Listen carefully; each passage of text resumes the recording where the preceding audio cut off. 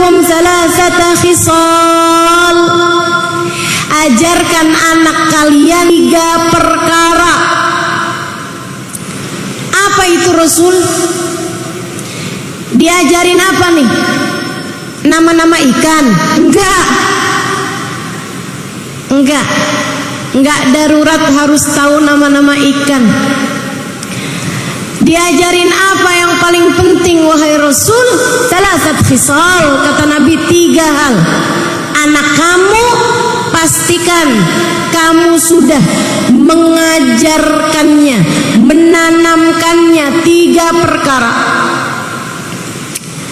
Yang pertama, allimu auladakum mahabbat nabiyikum.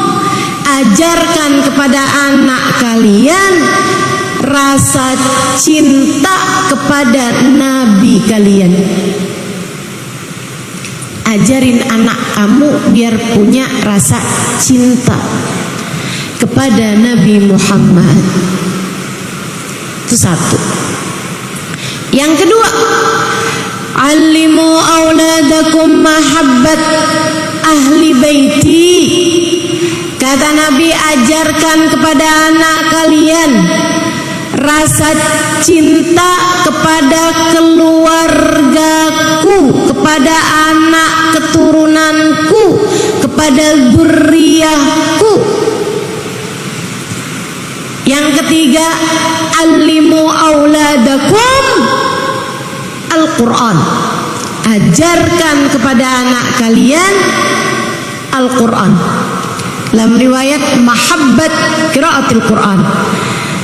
Ajarkan kepada anak kalian rasa cinta terhadap Al-Quran. Yuk kita bahas satu-satu. Apa yang disampaikan Nabi ini teman-teman dipraktekkan oleh orang-orang yang mendapatkan didikan langsung dari baginda kita Nabi besar Muhammad. Anak-anak dari kecil-kecilnya mereka cinta sama Nabi besar Muhammad. Ibu-ibu mereka buat anak-anak mereka mencintai Nabi Muhammad luar biasa. Bahkan kalau anaknya masih bayi suka dibawa sama bapaknya, kalau bapaknya lagi duduk-duduk bersama dengan Nabi besar Muhammad. Kalau lagi ada majelis gitu barengan sama Nabi, mereka suka bawa anak-anaknya, bayi-bayinya. Nabi, Bu, kalau ngelihat anak kecil suka diambil sama Nabi. Sini. Didudukin di pangkuan Nabi. Sampai saya baca di dalam kitab, kalau nggak salah Bushrul Karim apa ya, salah satu dari kitab-kitab fikih, ada 14 anak yang pernah kencing di pangkuan Nabi Muhammad. Kebayang nggak? Kalau pernah dikencingin sama 14 anak bayi, yang digendong berapa banyak kira-kira? Betapa seringnya Nabi Muhammad memperlakukan anak-anak kecil dengan perlakuan yang sangat-sangat indah. Yang bayi-bayinya digendong. Kalau udah agak besaran, anak-anak itu kalau ketemu sama Nabi Muhammad, mereka mendekat, mereka ucap salam. Kadang-kadang juga Nabi yang duluan ucap salam. Nabi pernah lewat di jalanan, kelihatan ada anak kecil lagi mainan air, 2 tahun, 3 tahun, mainan air, ada air masukin, semburin, sembur-sembur. Nabi jalan ngeliatin nih anak kecil lagi mainan sendirian. Kesian Nabi sama dia.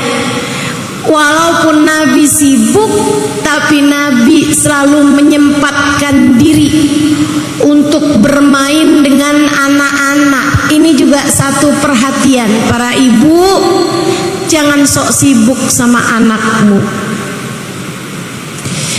Udah deh nak, situ aja, udah kerjain aja tuh, kerjain sini. Mama nih lagi sibuk scroll Shopee. Mau beli satu kerudung aja udah 3 hari nggak ketemu juga. Sampai keranjang belanjaannya 99 plus. Ada yang begitu di sini? Mana orangnya? Anak kamu buat mainan sendiri, kadang sibuk dengan gadgetnya.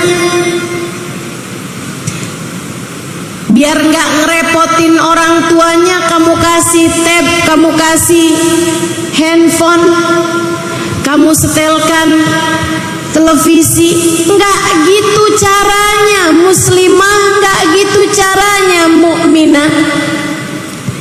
Anakmu amanat dari Allah Subhanahu wa taala untuk kamu perlakukan dengan seindah-indahnya.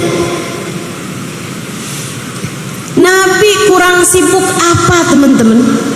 Tapi ngelihat anak mainan sendirian, Nabi gak sampai hati. Nabi ikut main bersama dengannya.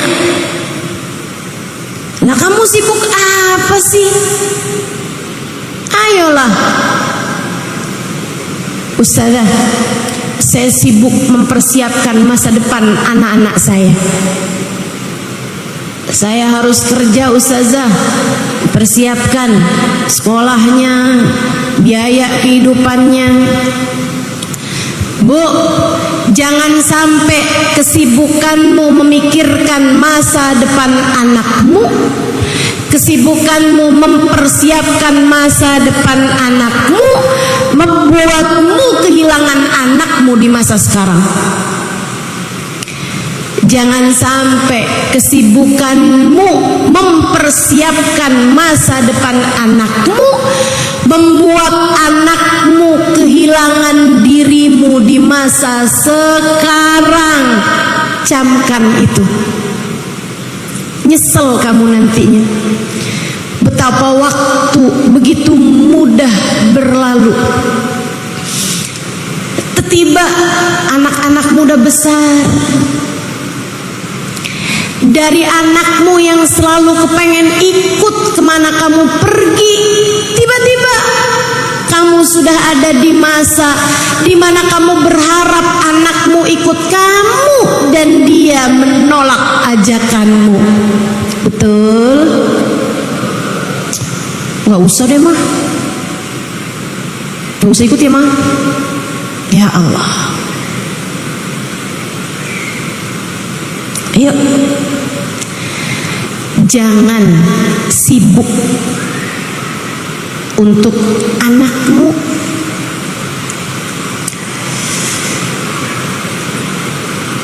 Luangkan waktu, luangkan cinta, luangkan rasa, biar anak kamu ngerasa kamu menyayanginya. Saya pernah sering ditanya, Ustazah, apa kewajiban orang tua? Satu kalimat Ustazah, emang orang-orang kan kadang nanya itu pakai jadi PR gitu. Ustazah, satu kata untuk orang tua. Kenapa harus satu kata? Ustazah, satu kalimat. Kewajiban orang tua. Hanya boleh satu kalimat nih. Baik. Kewajiban orang tua paling utama adalah mengenalkan kasih sayang Allah dan Rasulnya dalam kehidupan sang anak lewat kasih sayangnya kepada mereka. dia sayangi anaknya, sampai ketika anak sudah tahu dan merasakan kasih sayang tersebut, dia bisa bilang, "Nak, mama sayang sama kamu, tapi kamu harus tahu sayangnya Allah kepadamu lebih daripada sayangnya mama sama kamu. Nak, mama sayang sama kamu, mama cinta sama kamu, tapi kamu harus tahu, nak, cinta dan kasih sayang Nabi Muhammad kepadamu lebih besar daripada cinta dan kasih sayang mama kepadamu." Tapi kalau anak nggak dikasih kasih sayang, bagaimana bisa kamu mengatakan hal semacam itu? Nah, mama sayang sama kamu, kasih sayang Allah lebih besar daripada kasih sayang mama sama kamu. Allah suka marah-marah mah. Allah suka ngomel ya mah. Allah suka nggak peduliin saya ya mah. Repot jadinya. Kenalkan kasih sayang Allah dan Rasulnya kepada anakmu lewat kasih sayangmu kepada mereka.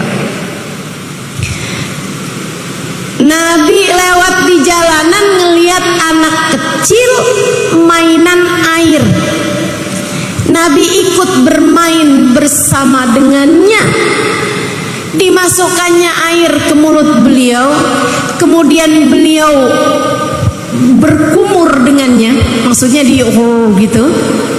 Habis itu Nabi menyemburkannya ke wajah anak tersebut. Anaknya kegirangan, lompat-lompat, seneng bener diajakin main. Bu, Kak, Dek, sebagai orang tua kamu tuh suka mikirnya kejauhan. Kamu berpikir membelikan mainan untuk anak-anakmu, bahkan yang mahal-mahal, sebagai bentuk kasih sayangmu kepada mereka. Enggak gitu caranya. Cara yang sebenarnya adalah bermainlah bersama dengan mereka. Mereka lebih perlu dirimu daripada puzzle. Mereka lebih perlu dirimu daripada apa ya, mainan zaman sekarang, daripada Lego. Mereka lebih perlu kamu daripada mainan mahal apapun. Mereka perlu kamu. Walaupun sekedar bermain dengan uang koin, walaupun sekedar bermain dengan tisu, walaupun sekedar, mereka perlu kamu lebih daripada apapun. Anak ini kegirangan diajakin main Nabi. Bu, dari hari itu sampai di masa tuanya, anak ini terkenal dengan wajahnya yang gak pernah sumpek, dengan wajahnya yang gak pernah kusam. Bahkan para sahabat meriwayatkan, kami kalau lagi sumpek-sumpek hati gitu, lagi kayak muram durja, kami akan cari sahabat ini, kami pandangi wajahnya, maka gelisah kami, galau kami, susah kami hilang hanya dengan memandang wajah seorang yang dulu di masa kecilnya pernah disemburkan air di wajahnya oleh Nabi besar Muhammad.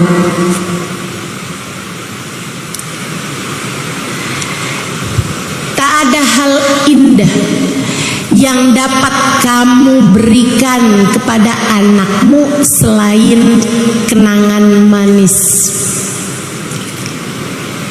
Catat itu, penting. Kamu pengen ngasih hal paling indah buat anakmu, bukan bukan hadiah mahal-mahal, bukan juga pemberian-pemberian besar, tabungan buat masa depan mereka. Enggak ada yang lebih berharga daripada memori kebersamaan indah antaramu dengan mereka. Jadilah rumah tempat anak merasa nyaman denganmu. Ibu-ibu, teman-teman sekalian yang saya muliakan, kita lihat lagi perlakuan Nabi Muhammad kepada anak-anak, biar kita bisa contoh untuk kita praktekkan kepada anak kita dan kita praktekkan kepada anak-anak yang lain. Bukankah Nabi Muhammad adalah suri tauladan bagi kita semuanya? Nabi pernah lewat di jalanan, kelihatan ada seorang anak kecil, poninya lucu sekali. Nabi gemes bermain-main dengan poni anak ini. Kemudian Nabi Muhammad menyebul-nyebulnya. Apa nih bahasanya ya? Disebul. Tahu ya? Iya, ditiup. Ditiup, maaf ya, saya orang Jawa. Ditiup-tiup sama Nabi poninya tersebut. Terbangan poninya, ditiupin sama Nabi Muhammad sallallahu alaihi wasallam. Niupnya tapi kayak ada ludah-ludahnya gitu.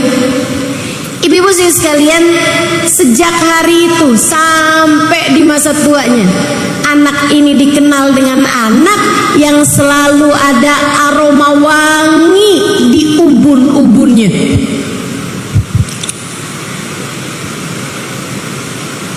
Efek dari Nabi Muhammad bermain-main dengannya.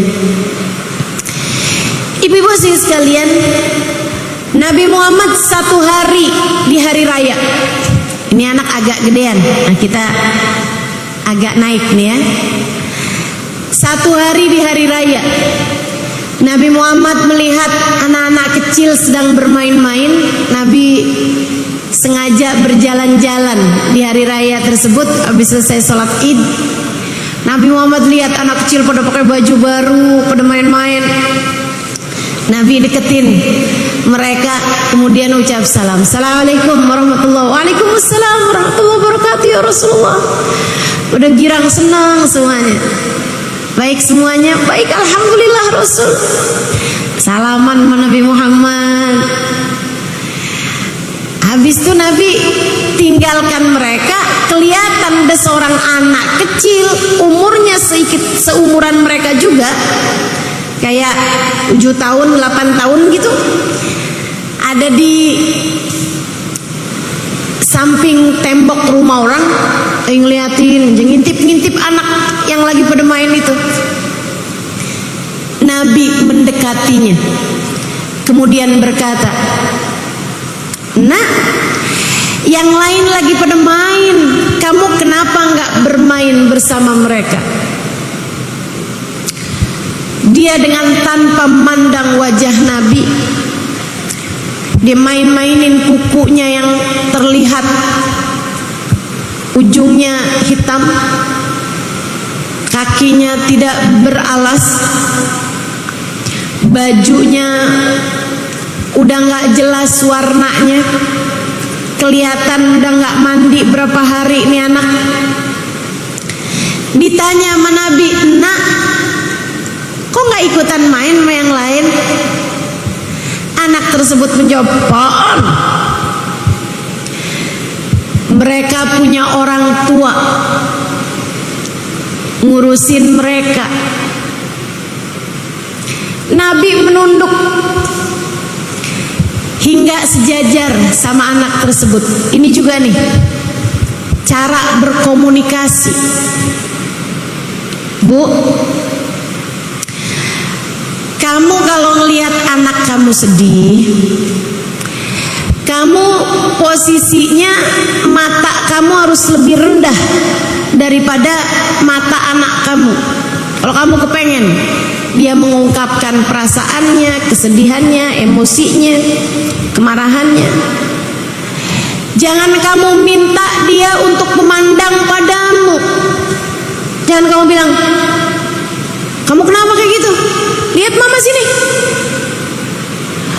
Udahlah sedih tambah sedih tuh anak.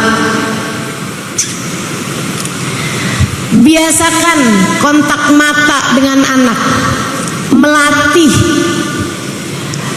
Melatih anak tersebut untuk memiliki keberanian menghadapi dunia. Dia merasa dunia adalah tempat yang aman baginya.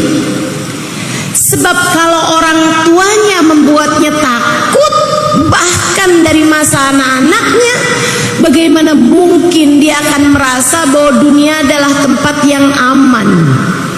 Dia gak merasa aman darimu. Bagaimana bisa merasa aman dari selainmu? Ada banyak ibu-ibu nih, gak pada belajar bagaimana cara mendidik anak. Kerjaannya nakutin anak mulu. Jangan nangis, jangan nangis, ada polisi. Pak polisi tangkep nih anak saya. Ada yang begitu? Mana orangnya? Alhamdulillah pada ngaku. Kesian anak kamu dari kecil udah ditakut-takutin hal-hal yang bahkan gak ada gitu. Yang beneran ada aja kamu gak perlu menakut-nakuti dia, apalagi yang gak beneran ada, Bu. Nah, cepetan tidur, ntar ada kuntilanak loh. Ya Allah, Bu, kalau kamu lihat kuntilanak kamu duluan yang kabur. Lagian kan gak ada itu. Gak ada, Ustazah. Enggak, saya gak pernah lihat. Yang ada jin tadi itu ya. Saudariku sekalian yang saya muliakan, Nabi deketi anak tersebut. Nabi menunduk. Dipandanginya wajah anak itu dan bertanya, wa aina abuka ya waladi? Memangnya bapak kamu kemana, nak? Tadi kan ditanya kenapa nggak main. Apaan? Mereka punya orang tua, punya bapak yang kasih mereka. Jadi Nabi nanya, memangnya bapak kamu kemana, sayang? Anak tersebut menjawab, Abi mat lamma ghaza ma'a Rasulillah.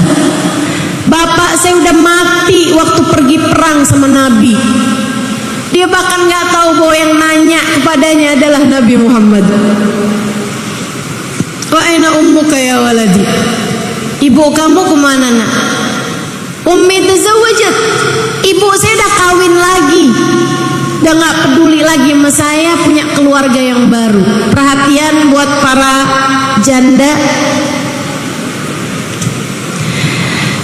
Kamu kalau janda punya anak, jangan mau sama laki-laki yang hanya mau sama kamu tapi gak mau sama anak kamu. Jangan mau. Jangan mau. Sebab laki-laki tersebut, kamu bisa menjadi salah satu dari dunianya, tapi bagi anakmu, apalagi kalau dia masih kecil, kamu baginya adalah seluruh dunianya. Kesian. Saudara sekalian, Nabi kemudian mengulurkan tangannya. Anak itu meletakkan tangannya di tangan Nabi Muhammad. Nabi kemudian menggandengnya. Nabi Muhammad ajak masuk dia ke rumahnya, membawanya ke rumahnya, kemudian memanggil istrinya Aisyah. Ya Aisyah, mandikan dia, bersihkan tubuhnya, kasih dia makan. Makanan kita hari raya, semua orang ada makanan di rumah mereka. Nabi kemudian bilang, aku akan mencarikan baju untuknya. Nabi berangkat ke rumah Sayyidah Fatimah putrinya. Di sana Nabi ketemu sama Sayyidina Hasan yang usianya saat itu kurang lebih seusia atau badannya kurang lebih sama badannya anak ini. Nabi minta, ini Nabi nih Bu. Nabi bilang sama Sayyidina Hasan, wahai Hasan, di rumahku sedang ada saudaramu nggak punya baju. Bolehkah kamu berikan baju barumu, wahai Hasan, untuk diberikan padanya? Semoga Allah memberimu, memakaikanmu baju baru di akhirat nanti, wahai Hasan. Bu, Nabi nggak janjiin sesuatu yang duniawi, biar anak dari sejak kecil ngerti bahwa hidup di dunia bukan cuma soal dunia. Kamu bakal capek terus kalau kamu selalu yang kamu urusi dari anakmu adalah urusan dunianya aja. Kamu bakalan capek, Bu. Jadi kalau kamu mau menjanjikan sesuatu kepada anakmu, janjikanlah sesuatu yang lebih tinggi. Bikin anak punya niat-niat yang bagus terhadap segala sesuatu. Kayak Nabi nih, Hasan, kasih baju barumu nak, Allah akan memakaikanmu pakaian yang indah di akhirat nanti. Sayyidina Hasan yang memang sudah dibentuk ibunya, ayahnya, kakeknya, dia pun segera mengeluarkan, mengganti baju barunya, dikasihkan kepada Nabi Muhammad. Dia pakai baju yang lama, kemudian baju baru tersebut dibawa sama Nabi Muhammad ke rumah beliau. Kita kan kalau urusan nabung-nabung selalu aja urusannya sama dunia. Kalau urusan kebaikan kita selalu aja bilang sama anak kita tuh urusan dunia. Nah, kalau kamu belajar, kamu nanti pinter, lulus sekolah, hasilnya bagus, mama akan kasih kamu hadiah. Selalu aja urusan-urusannya itu yang duniawi. Siapa di antara kita yang menjanjikan kepada mereka sesuatu yang ukhrawi? Nah, belajar yang rajin, belajar yang pinter, biar kamu bisa jadi umat Nabi Muhammad yang bermanfaat. Katanya ya nak, Nabi Muhammad bilang, sebaik-baik umatku adalah yang paling bermanfaat kepada yang lainnya. Nah, jadilah bermanfaat, biar Allah sayang sama kamu, Nabi Muhammad sayang sama kamu. Kalau Allah, Nabi Muhammad sayang sama kamu, beres semua urusan nak, di dunia maupun di akhirat. Gitu. Saya ingat saya punya guru. Dulu kalau pagi-pagi anaknya sekolah SD, satu kiai saya di Jawa, dia kasih sama anaknya itu uang. Istrinya ya, istri kiai saya, dia kasih anaknya nih uang. Terus dia bilang, nak, yang ini nih nak ya, buat kamu jajan. Yang ini buat kamu tabung. Dari mama, buat jadi tabungan mama, tabungan kamu juga. Ini kamu tabung ya nak ya. Maksudnya gimana mah? Kasihin sama temen kamu yang gak punya. Kasihin sama kalau kamu ketemu pengemis di jalanan, kalau kamu ketemu orang susah di jalanan, kasih ini nak, uang yang ini, biar jadi tabungan kita berdua ya nak ya. Semoga di hari akhirat nanti Allah selamatkan kita. Begitu seharusnya orang yang beriman mengaitkan kehidupan dunia dengan kehidupan akhirat. Saudaraku sekalian, Nabi pulang ke rumahnya bawa baju lebaran tersebut. Sampai di rumah Sayyidah Aisyah udah selesai memandikan anak ini, disabunin, dikeramasin. Habis itu dipotongin kuku-kukunya. Habis itu disuapin makanan.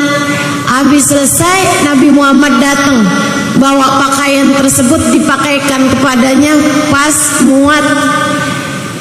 Habis itu Nabi Muhammad bilang sama dia, sesudah sekarang mukanya jadi kelihatan cakep, ada binar matanya, seneng, bahagia. Nabi kemudian deketin dia.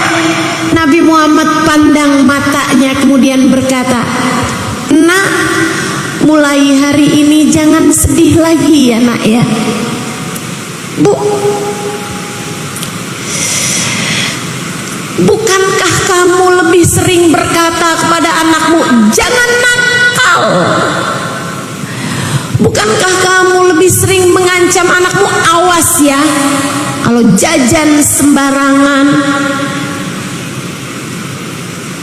Pernahkah kamu duduk berdua dengan anakmu dan berkata, "Nak, jangan sedih lagi mulai hari ini"?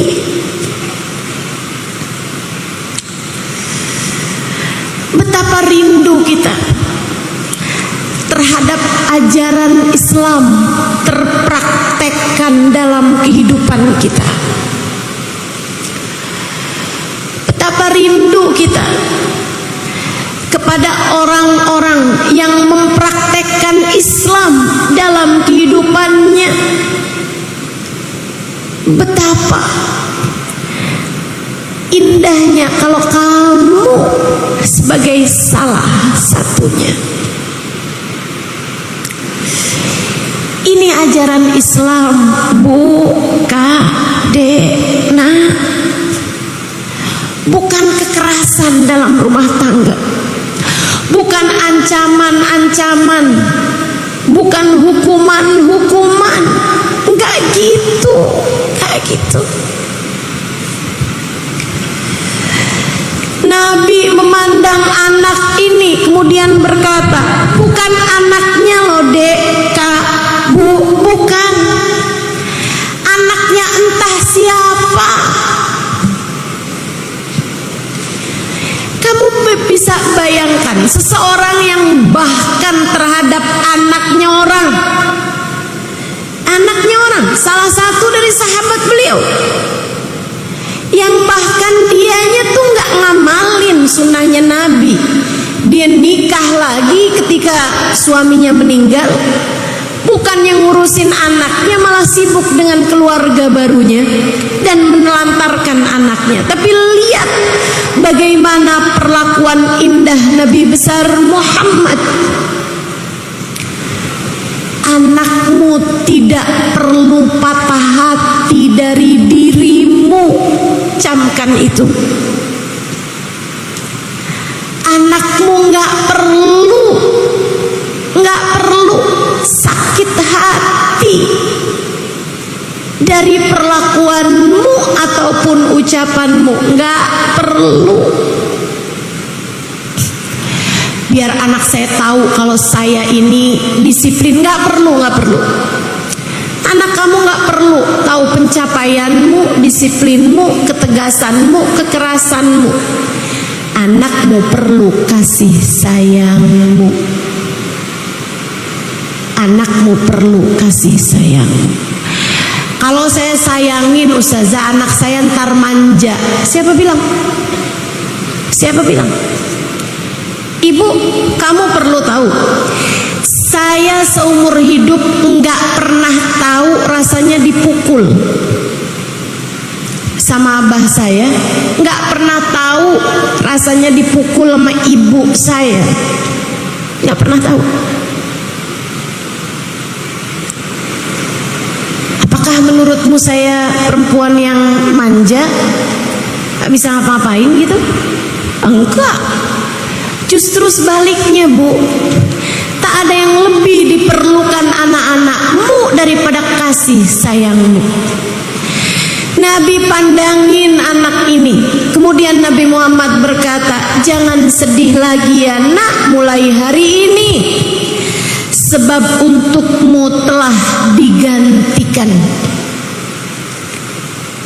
Aku adalah ayahmu sekarang. Wanita yang memandikanmu tadi, Aisyah, adalah ibumu mulai sekarang. Putriku Fatimah adalah saudarimu mulai sekarang, kakakmu mulai sekarang. Waduh, girang banget, seneng banget. Dia langsung pamitan mau main barengan sama temen-temennya. Diizinin sama Nabi, dilari-lari menuju temen-temennya. Kemudian sampai sana dia bilang, "Hei, saya dong sekarang udah punya saudara baru, udah punya ibu baru, udah punya bapak baru." Anak-anak yang lagi pada main tuh berhenti semuanya, ngeliatin dia yang tadinya kelihatan dekil, kelihatan kotor, sekarang udah kelihatan cakep, udah kelihatan segar, pakai baju baru pula. Semua berhenti dari permainannya, kemudian berkata, "Saudara saya dong Fatimah, ibu saya dong Aisyah, ayah saya dong Nabi Muhammad." Ayah saya Nabi Muhammad. Itu anak yang asalnya pada seneng jadi pada gigit jari sambil bilang, "Ya lait abauna yamutuna fil ghazwah." Wah, coba ya bapak saya juga mati waktu pergi perang sama Nabi.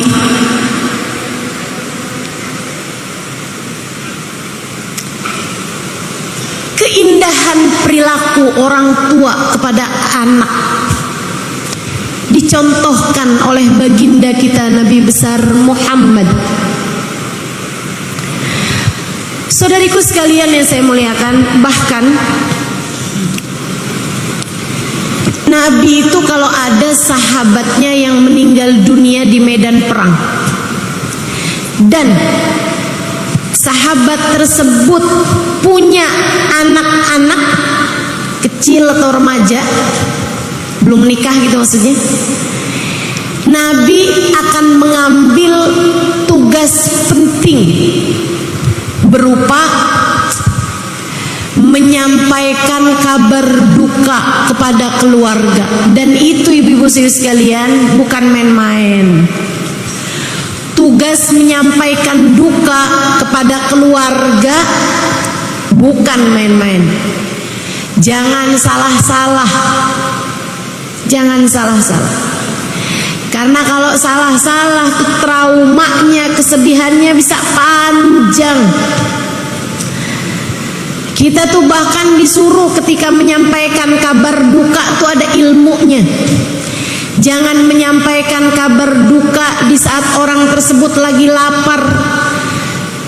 Kalau kamu tahu dia mungkin sedang lapar, sebelum kamu sampaikan kabar duka, kasih makan dulu. Sampai dikasih ajaran dalam Islam. Kenapa? Orang bu kalau habis dengar kabar duka lupa melapar, bisa-bisa nggak makan-makan, yang akhirnya bisa-bisa pingsan, sakit, bahaya keadaannya. Menyampaikan kabar duka ini bisa jadi salah satu cara biar orang menerima kabar dukanya nggak jadi hantaman tapi sentuhan. Sebaiknya kalau kamu menyampaikan kabar duka, sekalian siapkan bahu dan pelukan untuk menenangkan.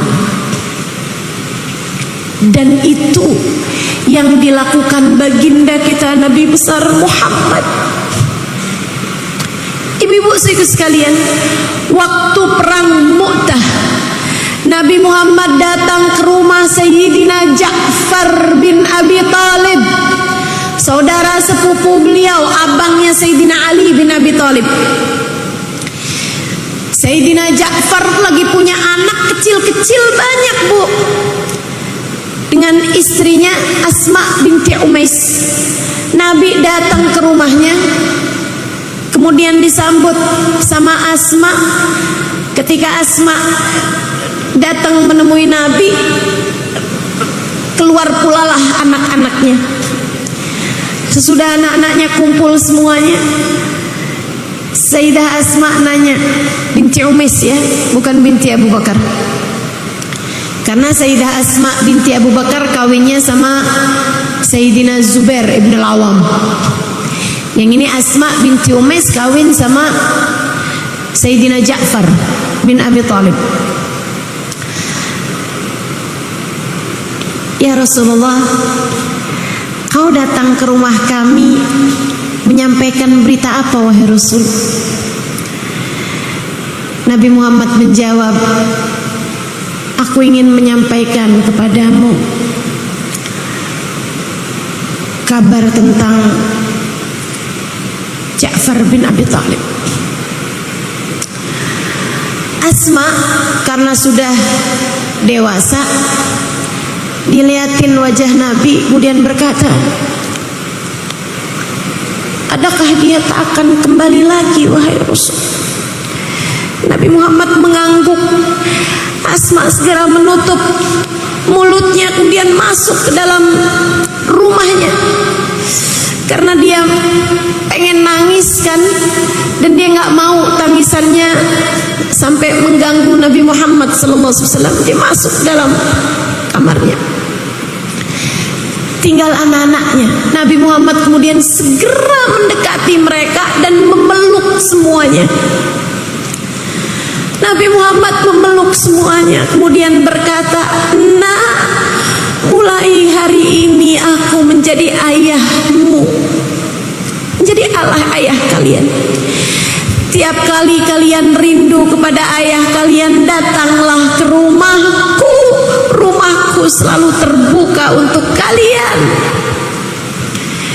Setiap kali kalian pengen deket sama ayah kalian, mau apapun aja itu, datanglah kepadaku. Aku akan siap untuk kalian semuanya. Ayah kalian sudah berpulang kepada Allah. Anaknya nangis, tapi nangisnya di pelukan Nabi Muhammad.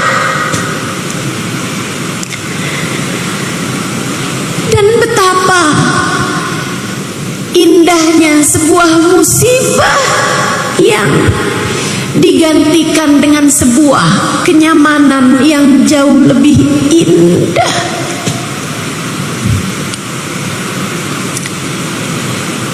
Begitu cara Nabi memperlakukan anak-anak.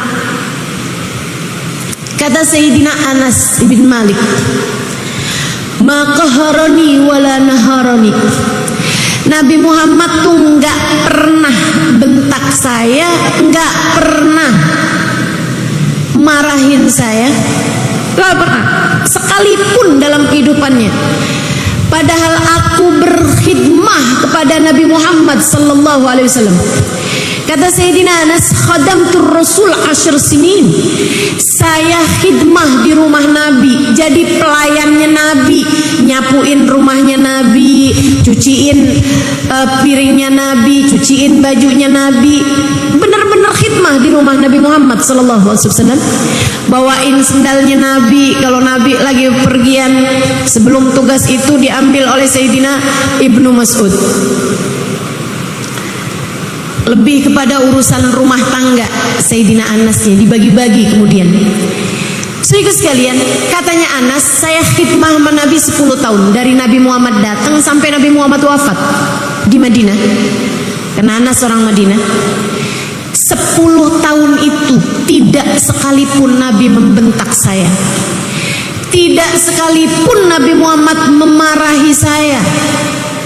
Bahkan kalau saya bikin salah, misalnya memecahkan sesuatu, kalau ada keluarganya yang mau marah, Anas, kenapa kamu pecahkan ini? Nabi Muhammad bilang, da'uh, illam yuridillahu an yaf'ala lama fa'al. Jangan dimarahin Anasnya, biarin. Kalau Allah tidak menghendaki barang itu pecah, nggak akan pernah pecah.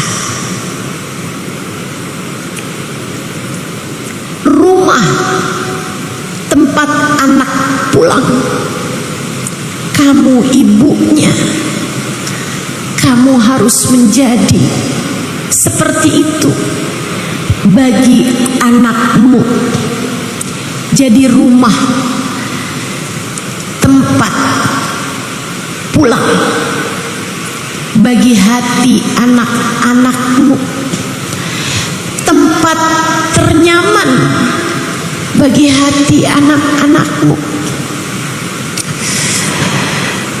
Umi saya almarhumah 3 tahun yang lalu. Saya kalau lagi ada susah-susah, emang Ustazah pernah susah? Iya. Saya kan juga manusia, Bu. Emang gak boleh susah? Ada aja susahnya kan. Kita masih di dunia kan. Susah seneng ganti-ganti. Akhirat baru, tempat seneng sendiri, tempat susah sendiri. Bainal jannah wan nar, antara surga atau neraka. Tapi kalau di dunia mah normal, semua orang pasti ada susahnya, semua orang pasti ada sedihnya.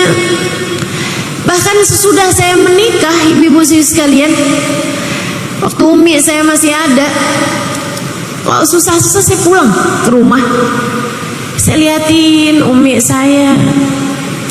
Kadang saya cuman pelukin aja, pelukin. Atau kalau enggak pas umi lagi tidur, saya pelukin dari belakang. Saya cium-ciumin tangannya. Udah gitu aja. Kadang bahkan saya nggak perlu cerita. Semua gundah gulana itu hilang dengan sendirinya, seolah ketika memandang wajah umi saya, dunia masih baik-baik saja. Karenanya, Bu, sejak umi saya meninggal, saya sering sedih.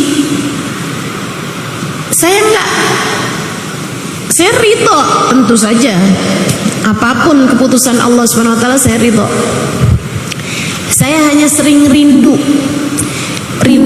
tangan saya pegang, rindu pelukan, rindu aroma tubuh umi saya, rindu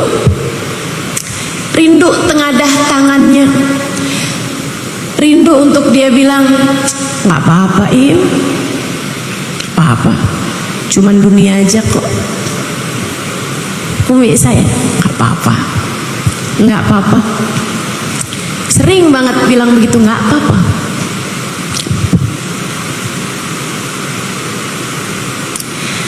Nggak apa-apa Nok, cuman manusia kok gitu, nggak apa-apa. Subhanallah. Saudaraku sekalian yang saya muliakan, saya tahu yang mendengar di sini ada banyak ibu. Yang saya 23 tahun menikah belum atau tidak dikaruniai anak sama Allah SWT. Karenanya saya sampaikan hal ini padamu, biar kamu nggak nyesel. Yang anakmu rindukan darimu bukan ilmu pengetahuanmu, bahkan bukan uangmu, bukan pemberian mahalmu, bukan. Yang anak rindukan darimu adalah kenyamanan saat anak bersama denganmu, pelukan hangat, dekapan, ucapan menenangkannya. Nggak apa-apa nak, nggak apa-apa, ini cuman dunia. Nggak apa-apa nak, nggak apa-apa, dia cuma seorang manusia. Kamu boleh sedih, galau, kalau orang itu adalah Nabi Muhammad. Sebab Nabi Muhammad manusia, tapi tidak selayaknya manusia. Ia adalah batu permata di antara kerikil-kerikil.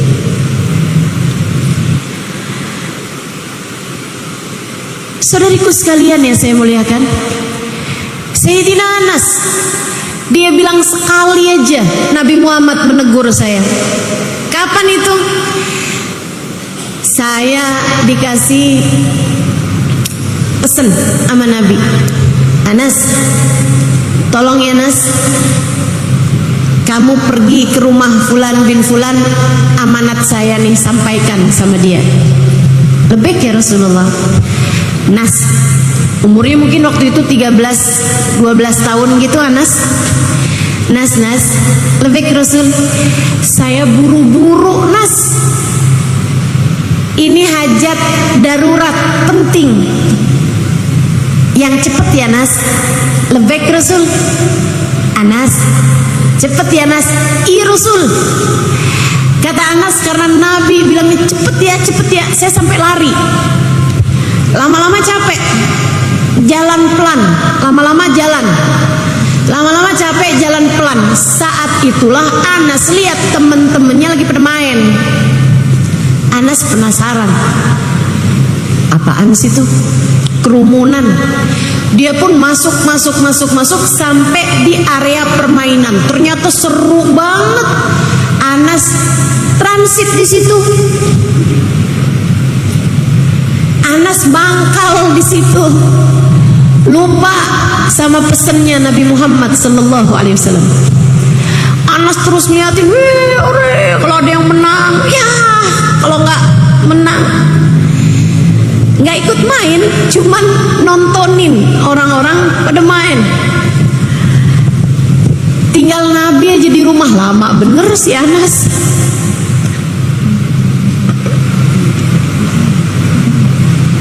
Katanya Anas, saya masih terus main dengan khusyuk main ya, ketika saya merasakan ada tangan harum yang menutupi mata saya. Seraya berkata, Ainal wasiya Anas, Ainal wasiya Anas. Mana yang saya pesenin tadi Nas? Mana yang saya pesenin tadi Nas? Dia bilang, saat itulah saya ingat pesannya Nabi Muhammad tadi. Saya pun berbalik dan saya dapati Nabi Muhammad tersenyum. Saya bilang, sekarang ya Rasulullah. Saya kemudian kabur dari situ. Tuh cara Nabi Muhammad menegur, indah. Nggak ada kata-kata kasar, apalagi kata-kata kotor. Bu, nggak gitu caranya, nggak gitu caranya. Kalau bahkan kepada anak yang seharusnya kamu menjadi juara dalam menyayanginya, kamu lontarkan kata-kata kasar, bahkan kata-kata kotor. Bagaimana caramu menunjukkan kasih sayang kepada selain dia? Kalau bukan dari kamu, ibunya yang seharusnya jadi juara nomor 1 dalam menyayangi dia, dari siapa lagi kamu pikir anakmu bisa mendapatkan kasih sayang? Kamu pikir siapa yang bisa nyayangin anakmu selain kamu? Pak Camat,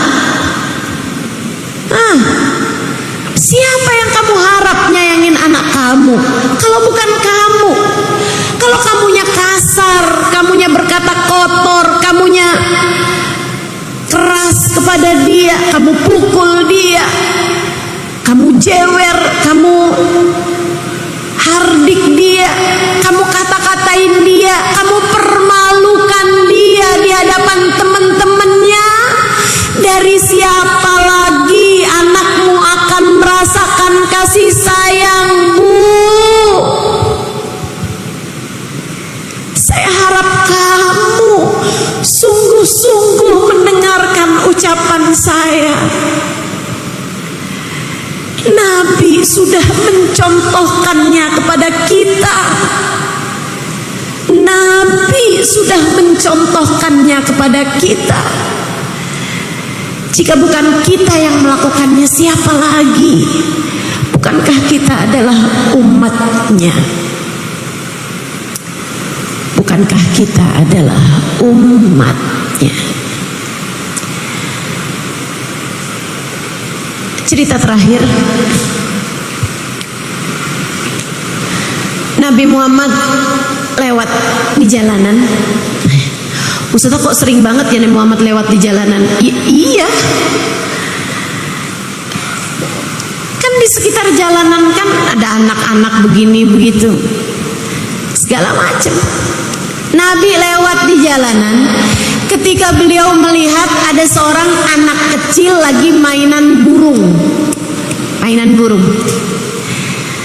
Nabi deketin dia, disapa sama Nabi. Assalamualaikum. Waalaikumsalam warahmatullahi wabarakatuh ya Rasulullah. Lagi apa kamu nak?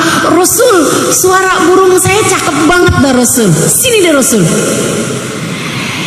Nih liatin Rasul. Suaranya cakep banget kan Rasul? Nih main-mainan sama burungnya. Burungnya bersenandung, berkicau. Burungnya berkicau.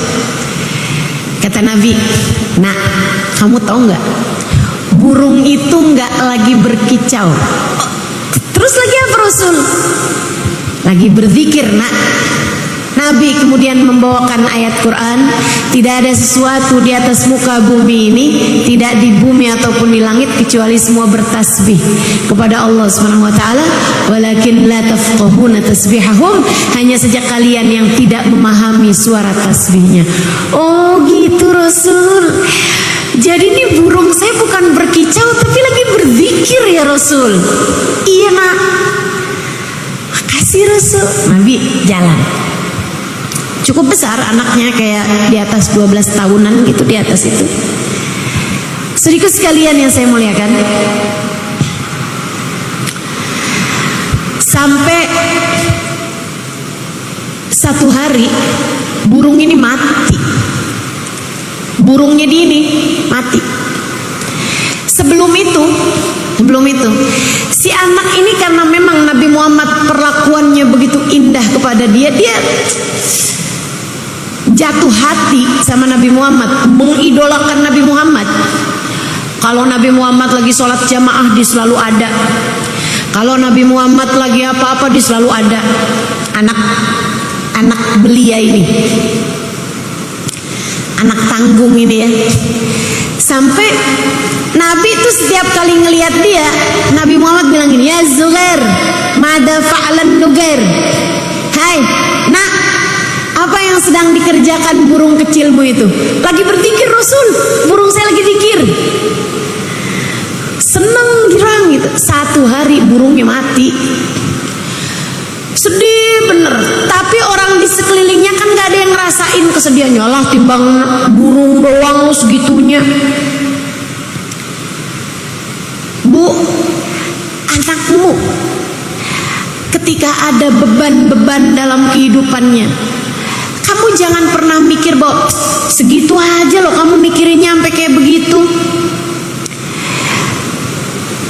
Saya kesian, ada banyak anak-anak yang bahkan terganggu sekolahnya, yang bahkan terganggu kehidupannya hanya karena mendapatkan bulian dari teman-temannya yang dia tidak bisa menceritakan kepada orang tuanya. Kenapa? Karena setiap kali dia bercerita apapun kepada ibunya, ibunya cuma bilang, alah cuma segitu aja. Ibunya meletakkan dirinya dalam posisi anaknya. Bu, ujian aja disesuaikan sama level sekolah. Allah tuh kasih ujian juga kayak begitu sama anak-anak kita juga. Ujian buat anak kamu terasa ringan bagi kamu, ya kamu udah emak-emak. Tapi buat anakmu ujian itu terasa berat bagi dia. Nggak ditemenin sama seorang anak yang populer di sekolah bisa jadi hantaman keras. Dikatain sama temen yang ada di depannya bisa jadi hantaman keras bagi dia. Direbut bolpennya, direbut alat tulisnya, bisa jadi itu adalah ujian yang sangat besar bagi dia. Kamu ikut serta menanggungnya seharusnya. Datanglah dalam kehidupan anak-anakmu. Kamu selalu dikasih sinyal kok sama Allah.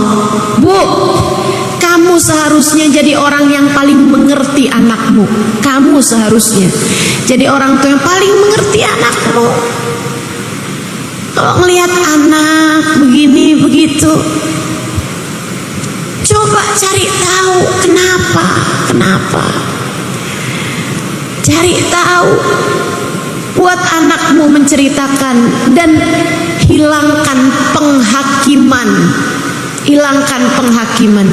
Jangan juga semua isinya perintah. Kadang anak tidak sedang ingin diperintah, ia hanya ingin didengar.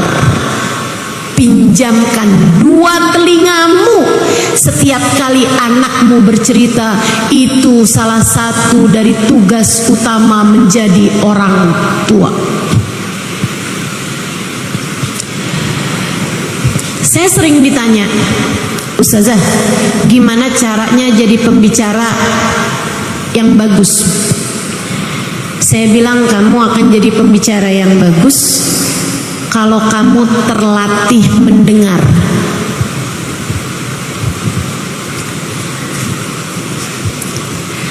Kalau kamu terlatih mendengar, kamu bahkan bisa mendengar yang tidak disampaikan orang. Kayak saya nih, ngelihat muka-muka kamu, saya tahu ada yang lagi lapar di sini, ada yang lagi ngantuk di sini. Saya tahu ada yang lagi kegerahan di sini. Saya tahu ada yang pikirannya sedang kemana-mana. Ada yang lagi dari tadi itu pikirnya kayak gini. Saya emang gak terlalu perlu ilmu ini, saya belum punya anak. Ada tuh. Ada juga yang mikir kayak udah terlambat deh, anak saya udah gede-gede, udah pada kawin semua. Ada, gitu kan? Gak apa-apa bu, buat jadi muhasabah.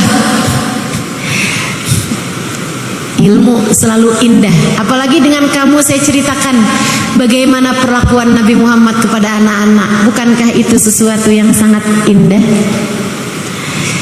Saya tuh kalau dengerin cerita tentang Nabi Muhammad, saya mikir, ya Allah, beruntung banget saya punya Nabi Muhammad.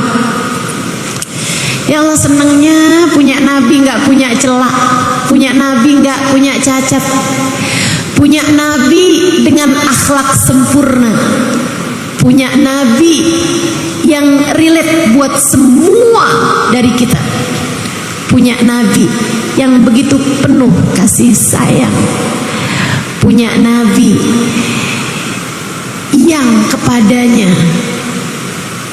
kita selalu bisa menjadikannya rumah tempat kita pulang, tempat ternyaman. Saat kita mendengar cerita tentang Nabi Muhammad, bukan?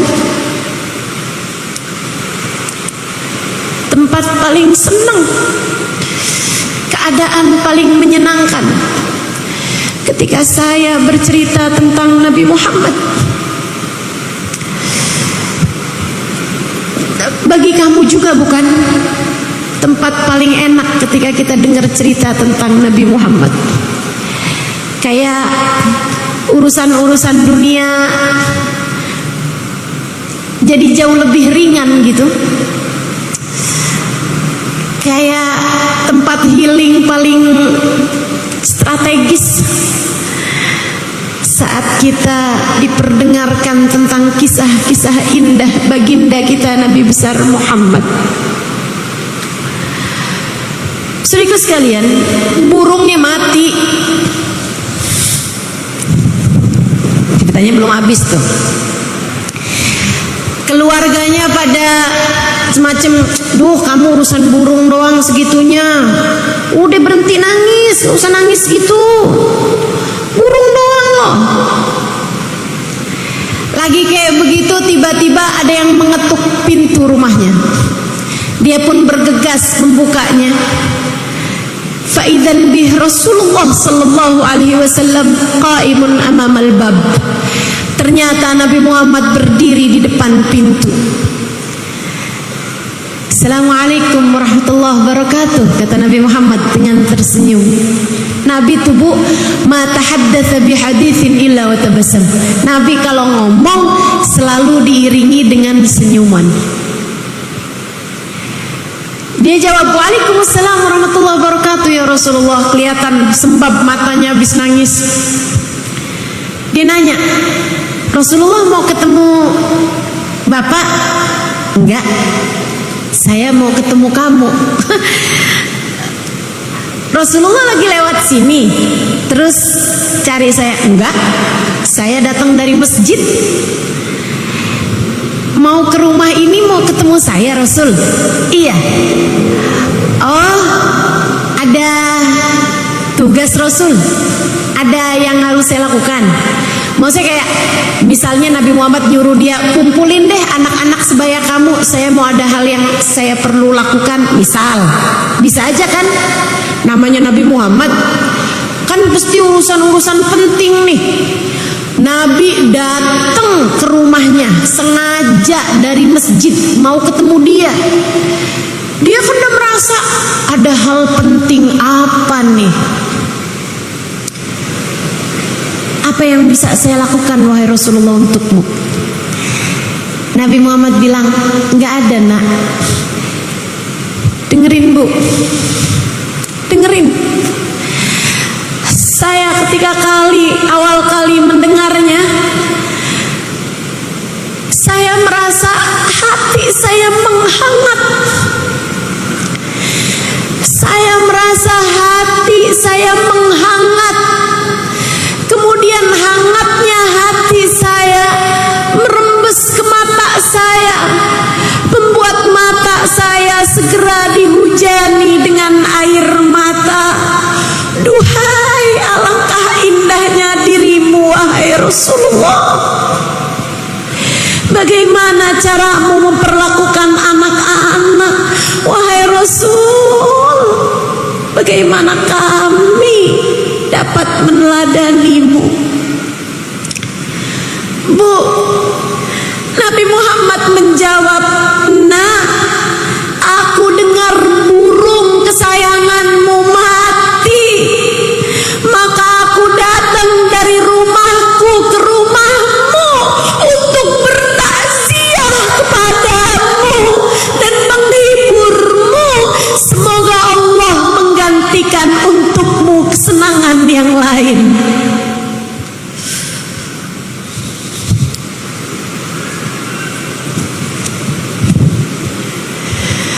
Bayangkan indahnya hati seseorang yang ketika mendengar umatnya yang kecil kematian burungnya, dia datang dari rumahnya menuju rumah anak kecil tersebut untuk bertakziah kepadanya.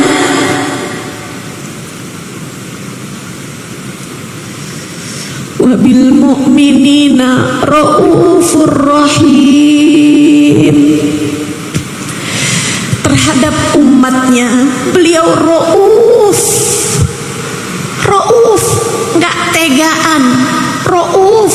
Kata orang Jawa, emanan, sayang gitu, mau orang sayang gitu. Rauf, rahim, penuh sayang, penuh cinta. Bagindamu Nabi Muhammad sallallahu alaihi wasallam. Yuk, kita akhiri majelis kita ini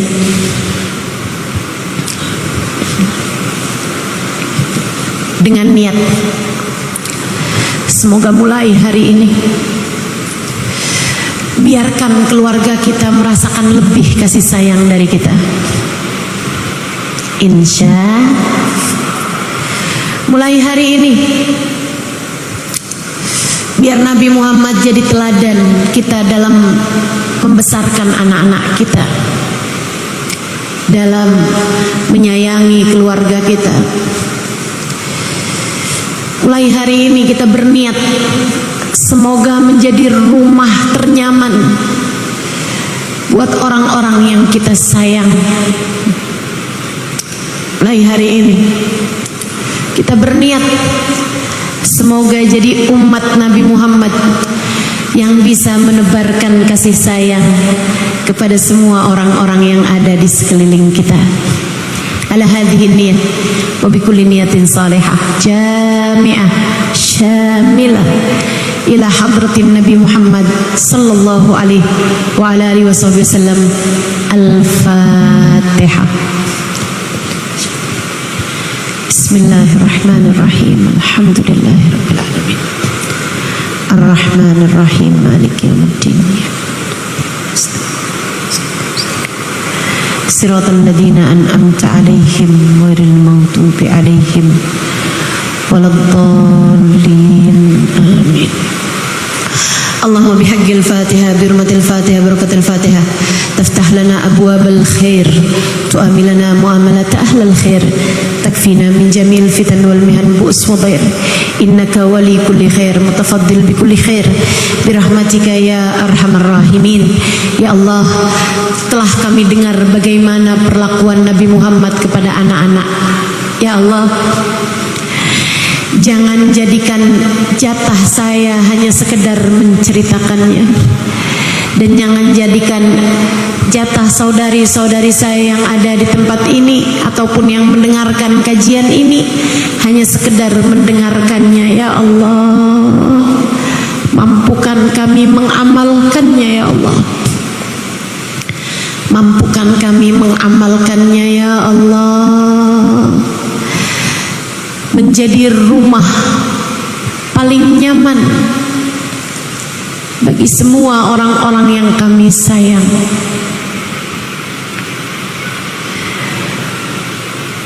Menjadi tempat paling hangat bagi kembalinya hati orang-orang yang ada di sekeliling kami. Ya Allah, ya Allah, jangan jadikan jatah kami hanya sekedar menceritakan ataupun mendengarkannya. Ya Allah, mampukan kami untuk mengamalkannya. Ya Allah, dan kami pun mohon padamu. Ya Allah, rasakan kepada kami damai kasih sayang Nabi Muhammad untuk kami. Ya Allah, rasakan kepada kami damainya kasih sayang Nabi Muhammad untuk kami. Ya Allah, ya Allah, bukankah Nabi Muhammad selain Nabi dari para sahabat-sahabatnya adalah Nabi kami juga? Maka bukankah sebagaimana Nabi Muhammad selalu menjadi rumah paling nyaman bagi seluruh sahabat-sahabatnya, bahkan yang paling kecil-kecil di antara mereka? Ya Allah, jadikanlah pula Nabi Muhammad rumah paling nyaman bagi kami. Ya Allah, kembalikan kami kepada Nabi Muhammad. Biarkan hati kami merasakan kasih sayangnya. Ya Allah, biarkan hati kami merasakan sejuk hangat pelukannya. Ya Allah, biarkan hati kami merasakan damai cintanya untuk kami. Ya Allah,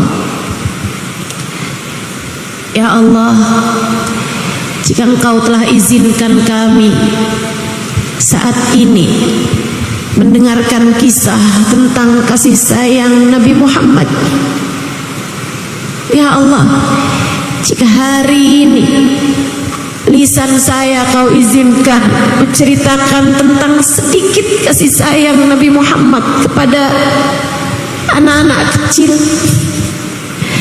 dan Kau izinkan telinga saudari-saudari saya mendengarkan kisah sedikit tentang kasih sayang Nabi Muhammad. Ya Allah, ya Allah, hari nanti izinkan mata kami sungguh-sungguh bisa menatap wajahnya. Izinkan suatu hari nanti telinga kami sungguh-sungguh kau izinkan untuk mendengar indah suaranya. Lisan kami ya Allah, izinkan untuk sungguh-sungguh dapat berucap salam langsung di hadapannya. Ya Allah, jangan halangkan kami dari Nabi Muhammad. Ya Allah, bukankah apa yang kau berikan kepada Nabi, kepada seorang Nabi akan juga menjadi pemberian terbanyak yang kau bagi-bagikan kepada umatnya. Ya Allah, bagikanlah kasih sayang yang kau telah berikan kepada hati Nabi Muhammad. Bagikanlah pula ke dalam hati kami ya Allah. Jadikan kami seseorang yang mampu menebarkan kasih sayang kepada siapapun ya Allah, terutama kepada keluarga kami ya Allah. Bimbinglah kami menjadi hamba-Mu yang salehah. Bimbinglah keluarga kami menjadi hamba-hamba-Mu yang soleh-solehah. Ya Allah, hidupkan kami sebagai umat Islam, matikan kami pula sebagai umat Islam. Di padang mahsyar jadi umat Islam, dimanapun saja kami berada sebagai umat Islam. Ya Allah, Engkau telah menjadikan kami umat Nabi Muhammad ya Allah, tanpa kami minta. Maka jadikanlah kami semuanya sebagai umat Nabi Muhammad di saat ajal datang menjemput kami ya Allah, dan kami memintanya padamu. Masakah yang memberi tanpa diminta akan menolak ketika kami meminta? Ya Allah, apabila datang ajal menjemput kami, matikan kami dalam husnul khatimah. Jadikanlah kalimat terakhir yang keluar dari lisan kami adalah kalimat La ilaha illallah, La ilaha illallah, La ilaha illallah, Muhammadur Rasulullah sallallahu alaihi wasallam. Alaiha nahya wa alaiha namut wa alaiha nub'atu insyaallah ta'ala minal aminin alladzina la khaufun alaihim wa lahum yahzanun birahmatika ya arhamar rahimin bijudika ya ajwadal ajwadin innahu waliyyu dzalika wal qadir alaih. Ya Allah, berkahilah semua yang hadir. Yang sakit-sakit di antara kami sehatkanlah ya Allah. Yang sedang sulit di antara kami mudahkanlah ya Allah. Yang sedang sempit di antara kami lapangkanlah ya Allah. Hajat-hajat kami semuanya kabulkanlah ya Allah. Berkat baginda kami Nabi besar Muhammad sallallahu alaihi wasallam wa sallallahu ala sayyidina Muhammadin wa ala alihi wa sahbihi wasallam. Fadli subhana rabbika rabbil izzati amma yasifun wa salamun alal mursalin walhamdulillahi rabbil alamin. Taqabbalallahu minna wa minkum.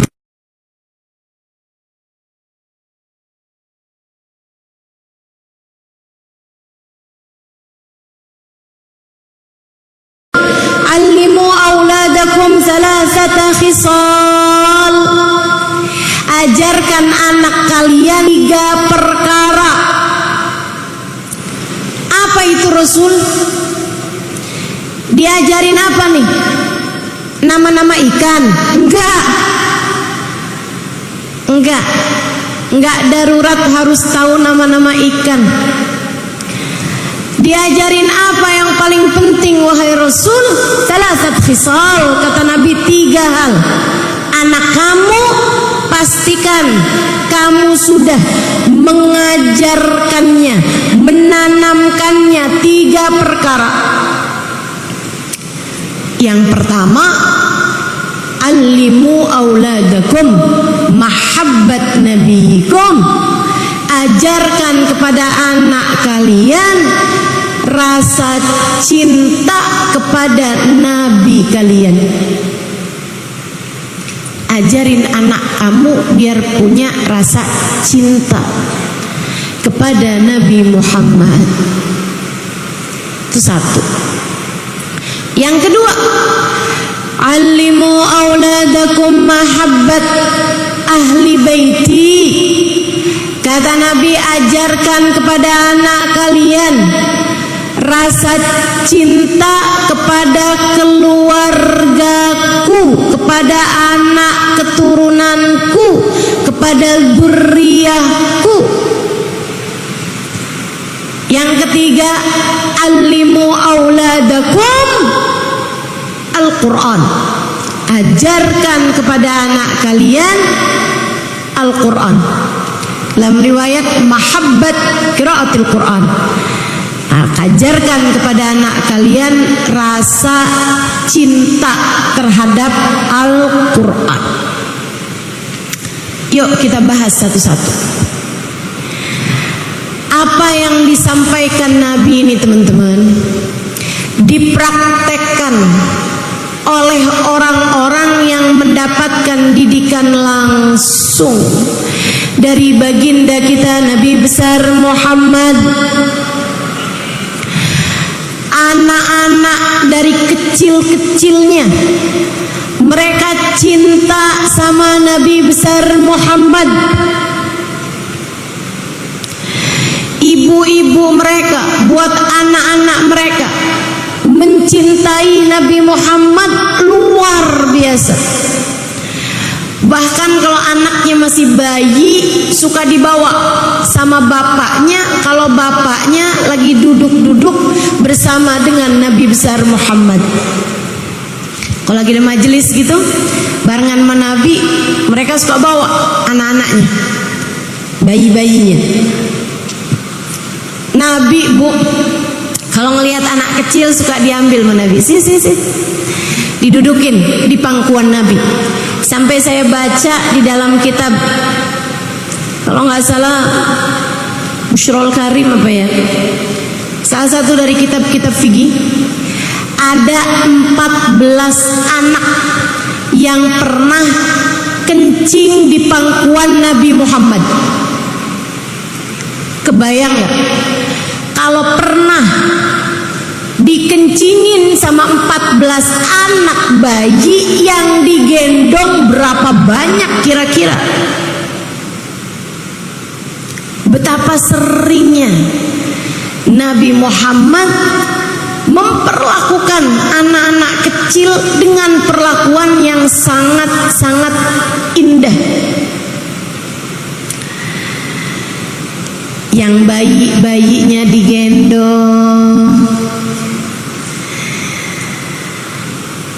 Kalau udah agak besaran, anak-anak itu kalau ketemu sama Nabi Muhammad, mereka mendekat, mereka ucap salam. Kadang-kadang juga Nabi yang duluan ucap salam. Nabi pernah lewat di jalanan, kelihatan ada anak kecil lagi mainan air, 2 tahun 3 tahun, mainan air, ada air masukin, semburin, sembur-sembur. Nabi jalan ngeliatin nih anak kecil lagi mainan sendirian. Kesian Nabi sama dia. Walaupun Nabi sibuk, tapi Nabi selalu menyempatkan diri untuk bermain dengan anak-anak. Ini juga satu perhatian para ibu, jangan sok sibuk sama anakmu. Udah deh nak, situ aja, udah kerjain aja tuh, kerjain sini. Mama nih lagi sibuk scroll Shopee. Mau beli 1 kerudung aja udah 3 hari nggak ketemu juga. Sampai keranjang belanjaannya 99 plus. Ada yang begitu di sini? Mana orangnya? Anak kamu buat mainan sendiri, kadang sibuk dengan gadgetnya. Biar nggak ngerepotin orang tuanya, kamu kasih tab, kamu kasih handphone, kamu setelkan televisi. Nggak gitu caranya muslimah, nggak gitu caranya mukminah. Anakmu amanat dari Allah Subhanahu wa taala untuk kamu perlakukan dengan seindah-indahnya. Nabi kurang sibuk apa teman-teman? Tapi ngelihat anak mainan sendirian, Nabi gak sampai hati. Nabi ikut main bersama dengannya. Nah, kamu sibuk apa sih? Ayolah Ustaz